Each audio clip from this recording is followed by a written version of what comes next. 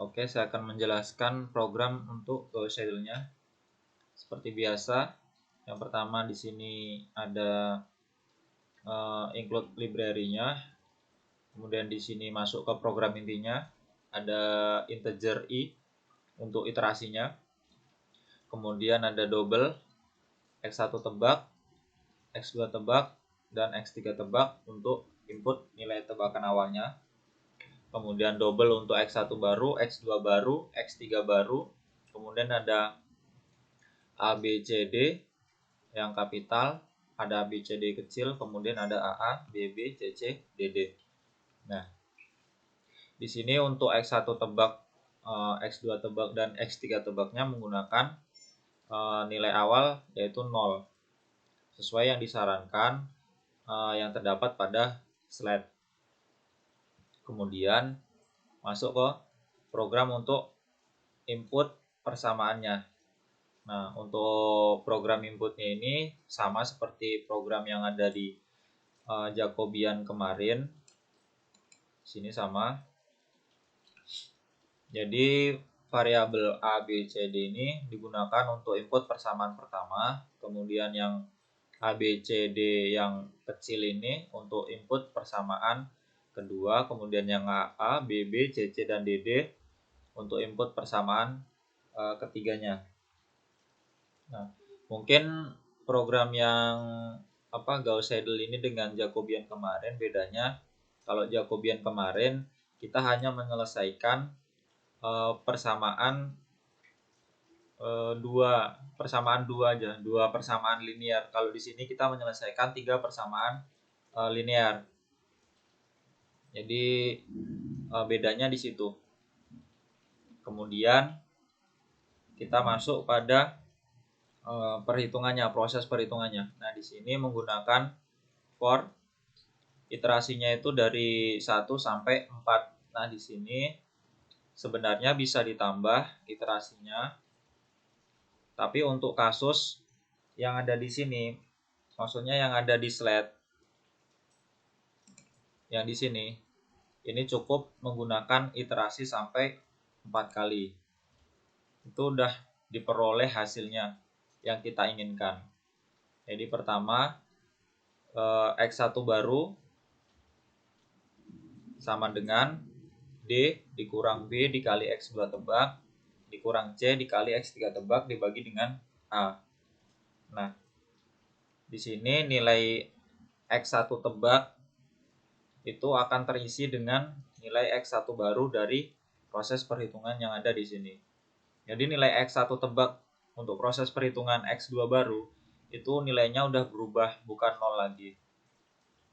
Jadi untuk proses x2 barunya D dikurang A dikali dengan x1 tebak dikurang C dikali dengan x3 tebak dibagi dengan B. Nah, untuk mencari x2-nya ini, nilai x1 tebaknya itu menggunakan nilai hasil dari perhitungan yang di sini, x1 baru ini.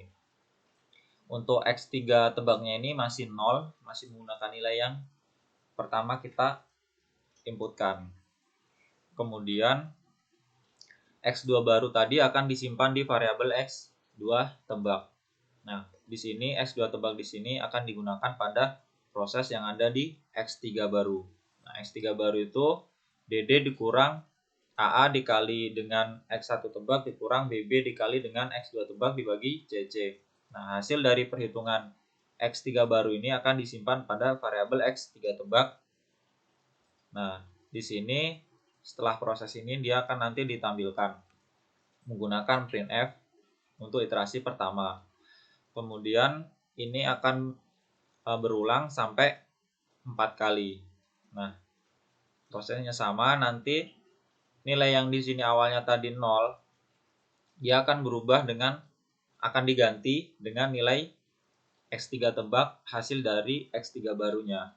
Nanti x3 yang ada di sini, x3 tebak ini dia akan masuk ke sini nilainya. Nah, di sini nilainya x3 tebak ini kan x3 baru. Jadi nilai yang di sini nanti akan terisi dengan nilai x3 baru. Kalau untuk di sini nanti akan terisi dengan nilai x2 barunya. Nah, sampai 4 kali iterasi. Nah, langsung saja kita coba.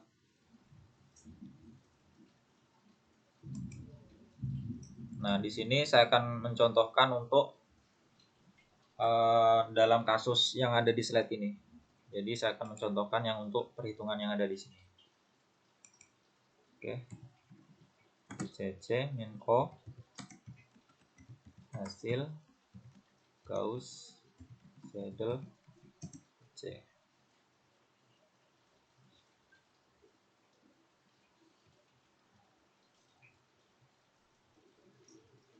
Dan kita ketikkan hasil. Nah, di sini proses inputnya seperti yang ada di Jacobian. Kita masukkan saja untuk A-nya atau X1-nya 5. Kemudian untuk B-nya atau X2-nya kita masukkan min 2. Kemudian X3-nya atau C-nya kita masukkan 3. Kemudian untuk D-nya atau hasilnya kita masukkan min 1. Nah, untuk input persamaan pertamanya sudah selesai. Kita masuk ke persamaan keduanya. Kita inputkan langsung saja untuk A-nya atau X1-nya min 3. Kemudian kita masukkan X2-nya atau B-nya 9. Untuk X3-nya atau C kita masukkan 1. Kemudian untuk hasilnya kita masukkan 2. Kemudian masuk ke input persamaan keduanya. Kita masukkan untuk AA-nya atau X1-nya 2. Kemudian BB-nya atau X2-nya kita masukkan 1, min 1. Kemudian kita masukkan untuk CC-nya atau X3-nya min 7. Kemudian untuk hasilnya 3. Nah, di sini bisa dilihat hasilnya. Kita langsung lihat saja pada tabel yang udah diberikan di slide. Nah, di sini. Di sini saya akan mencocokkan dari hasil program yang udah kita buat dengan perhitungan manual yang udah dikasih di slide. Jadi untuk iterasi pertama di sini diperoleh minus 0,2 X2 untuk X1-nya, untuk X2-nya 0,155, X3-nya minus 0,5079. Nah, di sini untuk iterasi pertama sama, cuma di sini dia menggunakan pembulatan. Jadi di sini 1,56 yang seharusnya di sini 1,555. Nah, sama untuk di X3-nya.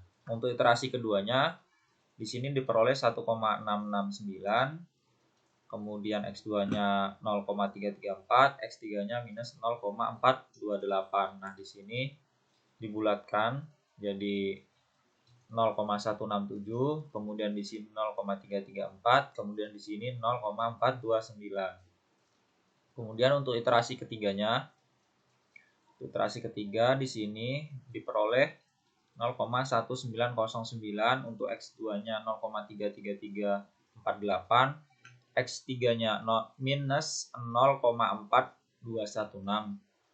Nah, di sini diperoleh untuk manualnya 0,191. Nah, di sini dibulatkan jadi 1. Di sini 0,33 untuk X2-nya, untuk X3-nya minus 0,422. Nah, di sini sama nilainya.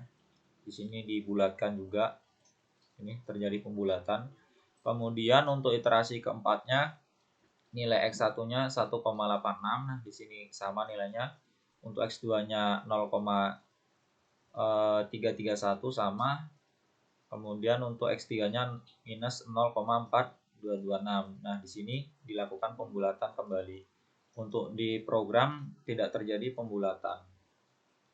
Nah, hasilnya seperti itu untuk program yang udah dibuat tadi. Nah, untuk program yang ini hasilnya seperti itu tadi. Jadi silahkan buat teman-teman yang mau foto dulu program yang ini. Nah, jika sudah difoto silahkan diketikkan di notepad-nya atau di kode blocks-nya, bisa terserah mau dibuatnya di mana. Kemudian dicoba dijalankan dengan nilai inputan dari persamaan yang ada di slide ini, yang ada di sini. Kemudian nanti dicek hasilnya apakah sama dengan yang ada di sini atau belum. Kalau belum sama, kemungkinan itu ada yang salah di sininya, di proses perhitungan ininya. Kalau sudah benar, nanti coba diubah dari program for ini menjadi while. Itu untuk meningkatkan pengetahuannya teman-teman semua. Jadi skillnya teman-teman tuh nanti bakal bertambah dengan mencoba merubah dari program for yang udah dikasih ini menjadi program while. Nah, nanti di sini silahkan untuk akurasinya gunakan 4 angka di belakang koma. Jadi akurasinya tuh sama dengan gini, 0,000. Nah, seperti ini aja cukup. Nanti iterasi akurasi ini digunakan untuk proses akurasi while-nya.